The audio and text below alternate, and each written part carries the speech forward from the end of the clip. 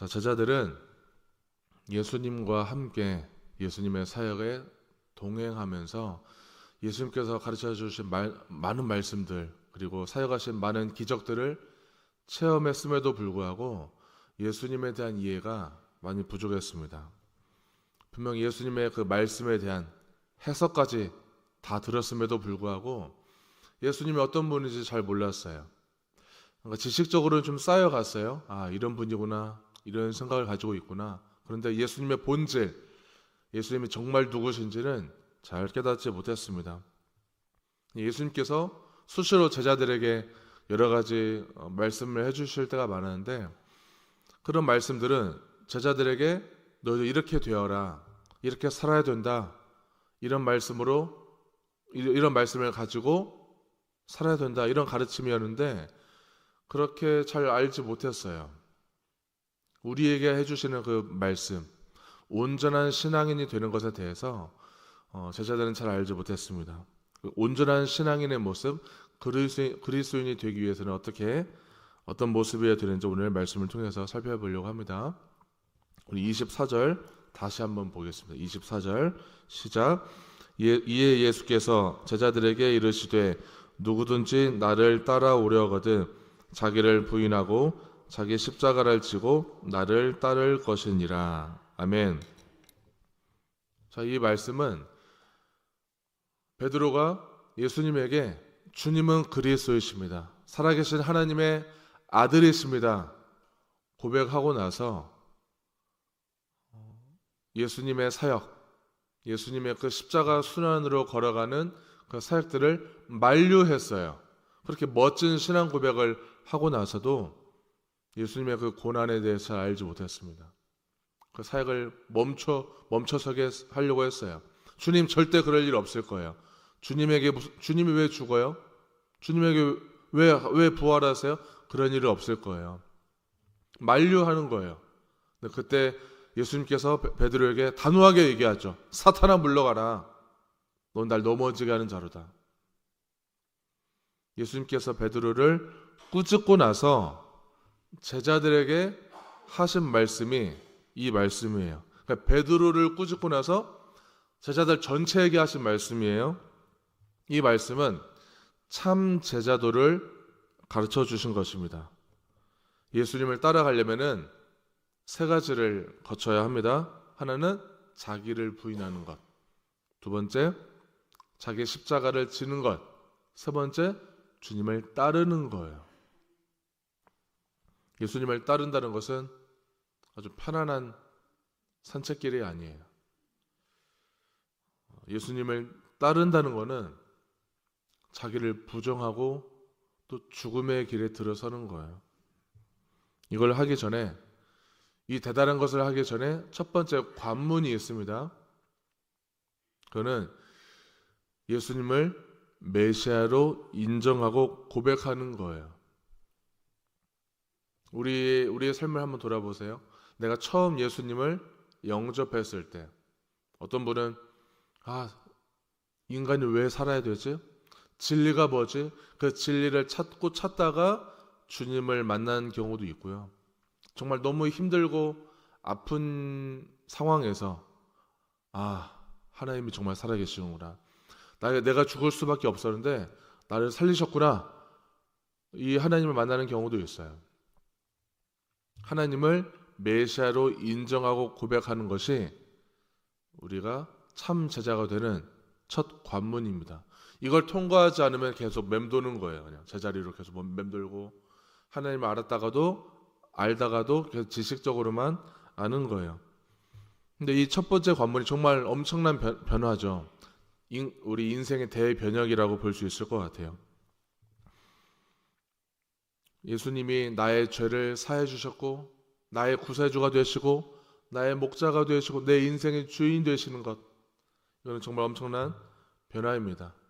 근데 이것은, 이 대변혁, 정말 우리 인생에 돌아보면 이건 정말 엄청난 사건인데 이게 참 제자도의 시작에 불과하다는 거예요.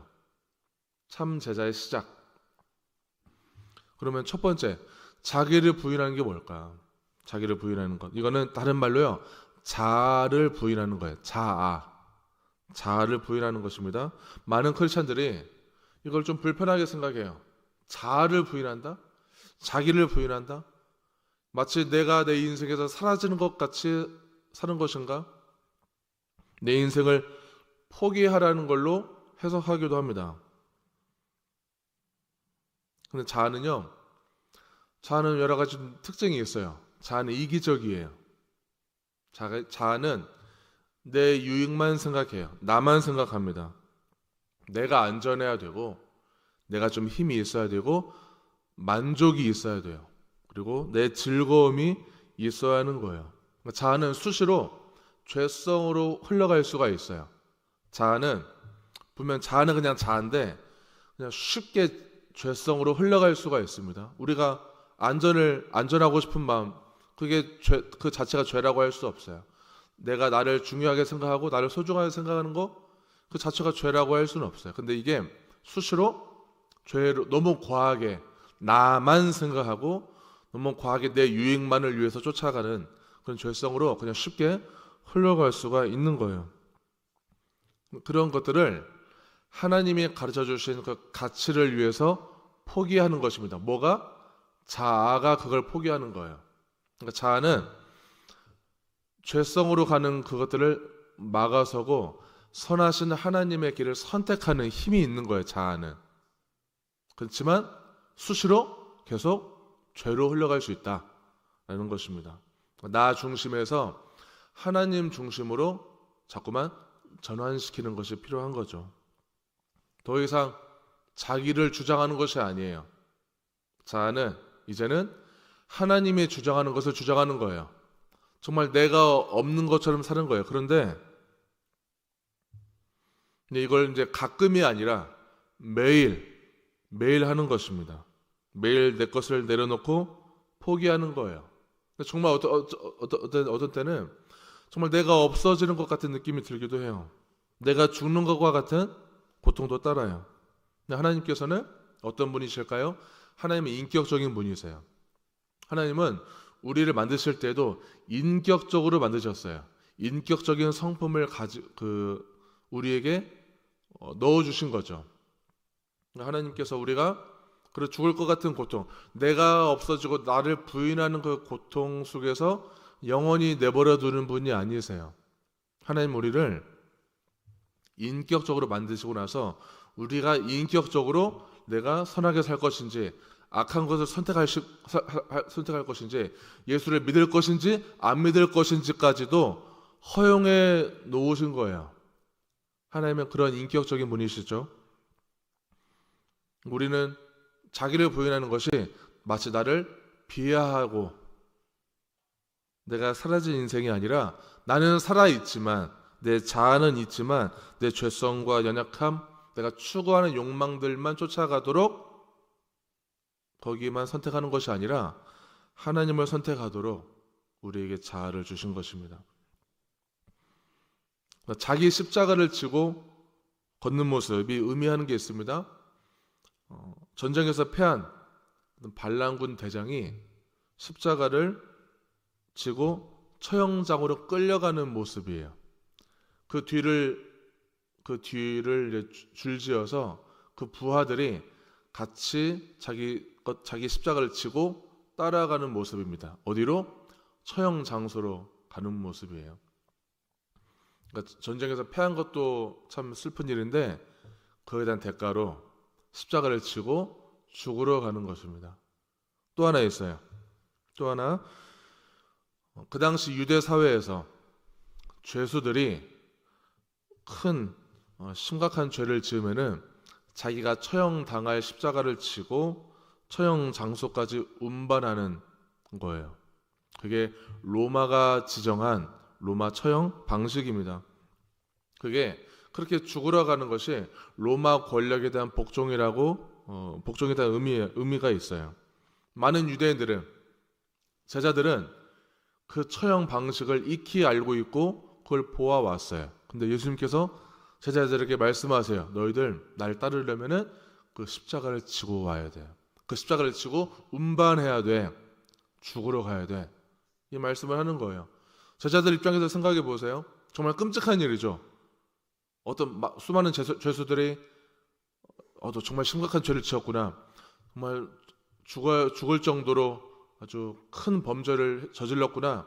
이런 모습, 이런 게 느껴질 정도로 십자가를 지고 천천히 죽으러 가는 모습을 보기만 했는데 그걸 본인들에게 하라는 거예요. 자기 부인과 자기 십자가는 공통점이 있어요. 죽는 거예요. 또 생물학적인 죽음도 있지만 다른 죽음도 있죠.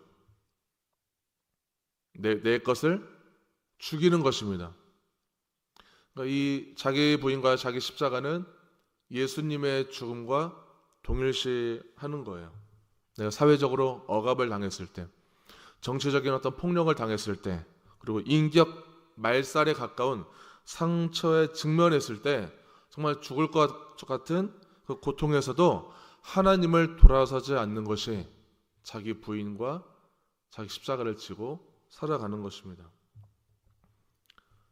예수 믿는 것은 고통에 따라요.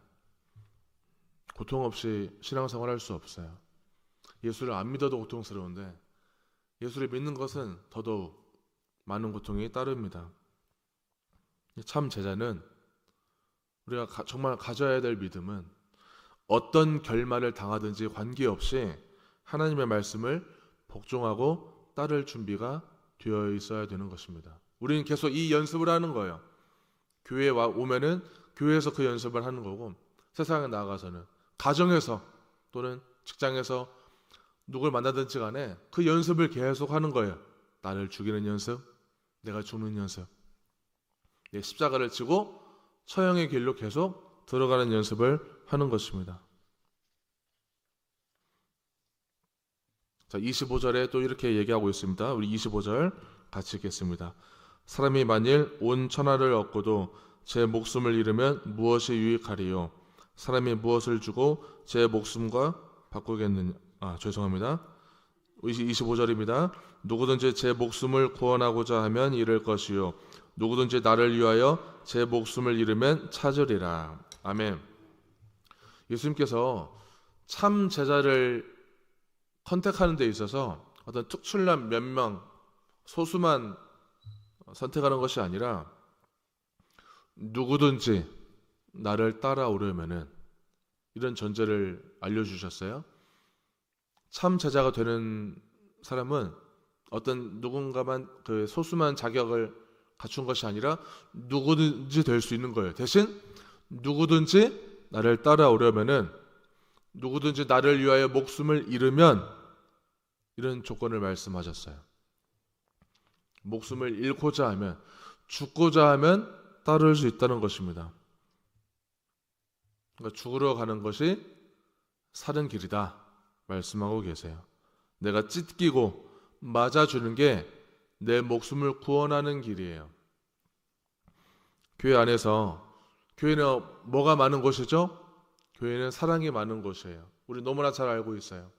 근데 그 교회 안에서 예수님의 사랑이 빛을 발하려면은 언제 활성화되고 언제 영향을 끼치나, 남모르게 누군가는 찢기고 아프고 상처받고 아픔을 겪으면서 상처받으면서도 묵묵히 주님의 길을 그 뜻을 따라갈 때, 그때 사랑이 움직여요.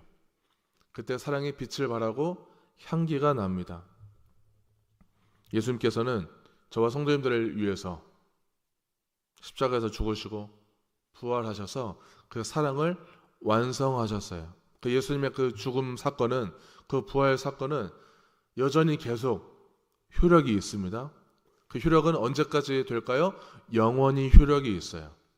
내가 누군가를 위해서, 공동체를 위해서, 가족을 위해서, 내 원수를 위해서 내가 아픔을 계속 겪으면서도 하나님의 뜻을 따를 때, 내 자아가 계속 하나님을 선택하며 살아갈 때, 내가 죽으면서 살아갈 때 그 사랑이 운동한다는 것입니다.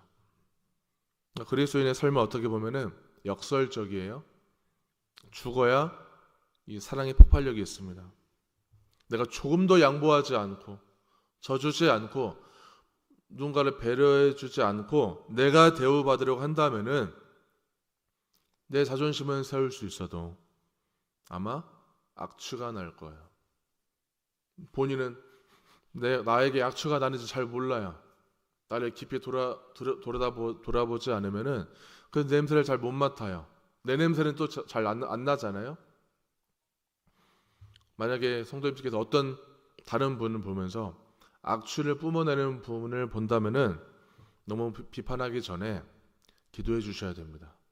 그 영혼은 지금 생명의 빛이 서서히 꺼져가고 있을지 모르기 때문에 비판하기보다는 정말 안타까워하면서 애통하면서 기도해 주셔야 돼요. 점점 그 사람에게서 시체 썩는 냄새가 난다고 생각해 보세요. 정말 안타까운 일이죠. 자기는 몰라요, 그거를. 영적으로 죽어가고 있는지 모르기 때문에 정말 돌봄이 필요하고 하나님의 사랑이 정말 필요한 분이에요. 우리가 그 사람을 향해서 내 혈기와 분노로 똑같이 비판하고 똑같이 비난한다면은 나도 그 사람과 비슷한 영적 상태일 가능성이 있는 것입니다. 사람은 이 욕하는 자리에 서 있으면요, 내가 옳은 것 같고 내가 진리 같아요.